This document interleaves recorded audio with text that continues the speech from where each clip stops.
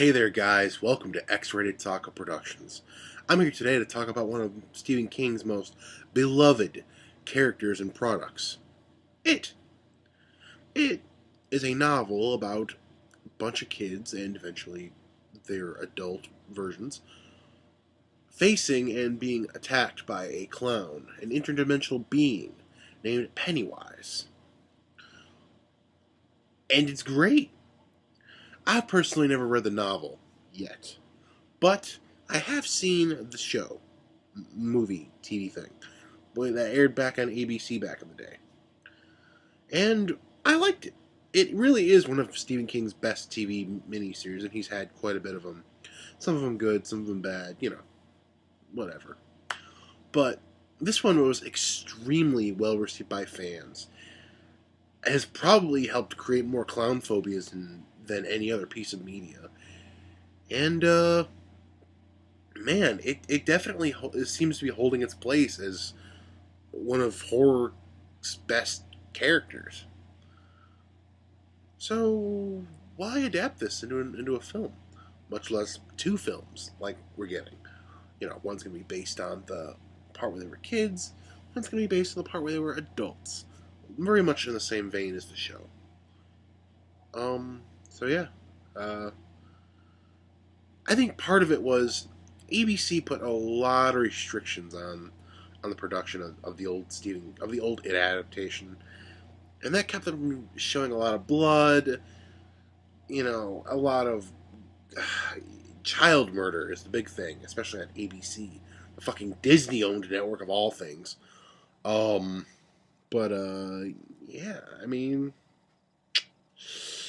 they couldn't do much, or they were very limited. They got quite a bit done, especially with the help of legendary actor Tim Curry, who's done such works as Dr. Frankenfurter on Rocky Horror Picture Show, Nigel Thornberry on The Thornberrys, and dozens, if not hundreds, of other voiceover work.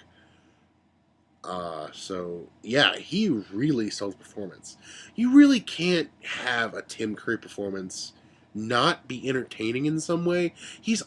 Even if he's in a shitty project, he's gonna bring a fucking 10.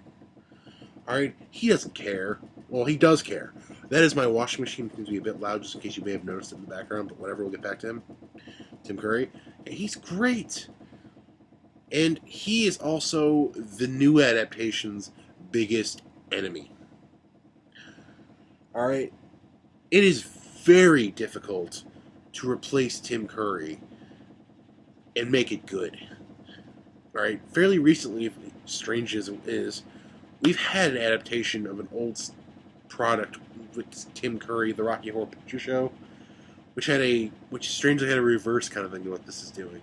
It was a TV movie adaptation of the original movie, and Tim Curry was in it, but he only played the criminologist. He was really fucking stupid. It's a low energy character, so, and it's one of the big things people said was, "Well, he's not this chick, girl, guy. I don't know what it was. Couldn't match the energy of him. Although, this person tried. I'll give him that. But, this new person, they're working really hard right now to show us that he's menacing.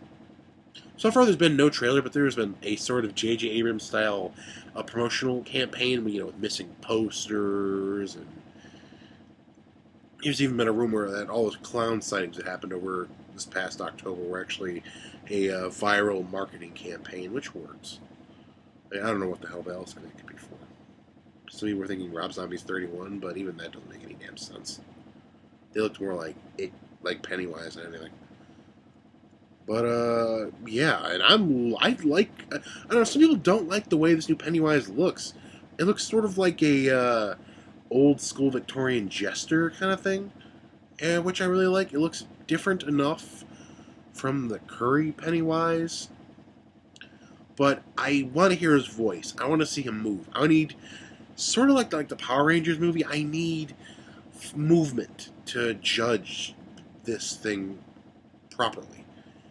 You know, so far I'm loving, like I said, I'm loving the marketing campaign. I love they're adapting it into two different films, so that way, if one doesn't really work all that well, and what's strange, it was even kind of interesting. One of the better received of the two parts of the series back in the day was the younger kids part, which sort of felt very Stand By Me, Steven Spielberg-y kind of. Um, was better received. You know, kid actors. You know, sometimes you get some really good ones. But I think the second movie is going to be able to do things that the original ABC series simply couldn't budget-wise, especially with the big spider battle. You know, um, just effects-wise, things have gotten a little bit, I want to say, better. You know, I would almost not be bothered. To do the spider right, it cannot almost be practical. And that was like one of the biggest things that the old one ran into, was they simply did not have the money to fully create the final battle with it that they wanted to. But I don't know. There is one thing I'm hoping that this new adaptation sort of takes inspiration from, and strangely enough, that is the children's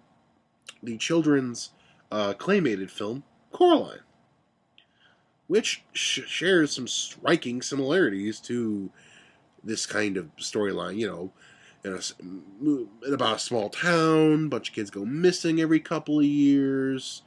There's this sort of creature that's just living in the darkness, that's sort of contained, that takes pleasant forms to lure children in to kill them. Even has its own spider form. Yeah, and that film was great. It was really dark in the right places. It was light in the right places. It had a good tone, and I really hope that this version is listening to that. One thing that sort of has me concerned is that the person working on this film originally wasn't the director. This has been trying to get made for a while, and that kind of thing always scares people, usually for good reasons. Suicide Squad. But interesting fact though, the guy who the guy who created Stranger Things was originally supposed to be the director. And Stranger Things, here comes my fucking cat, well, in Stranger Things, is very inspired by the Steven Spielberg, Stephen King sort of dynamic of characters and tone that would have really worked in an It adaptation, which is probably one of the most Stephen King-esque stories out there. So, I hope that didn't hurt the film. I think that's all I got to say about it for now. I do believe I'm going to do a reaction to the trailer once it comes out, and it should be soon. I know it comes out in September, so I'm guessing in March we're gonna get a real trailer. Maybe end of February we're gonna get a teaser. So, yeah. Thank you for watching, and talk to you later. Bye. Hey guys, sorry about this. This is a different day. I just thought of something before I finished rendering the video. What if, and this is a kind of out there theory here that just kind of came to me.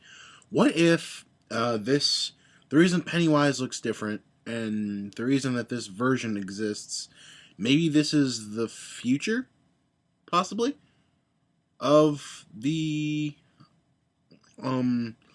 films? Like, what if the TV series was like? And I know a big thing with the creature with Pennywise is he appears like every 20, 30, whatever years. What if this is like the next time he came in, and the original, they're gonna do sort of a Star Wars kind of thing where, all right, the old thing did happen, but we're gonna kind of redo it, and it's sort of similar anyway. Just an idea. Sorry.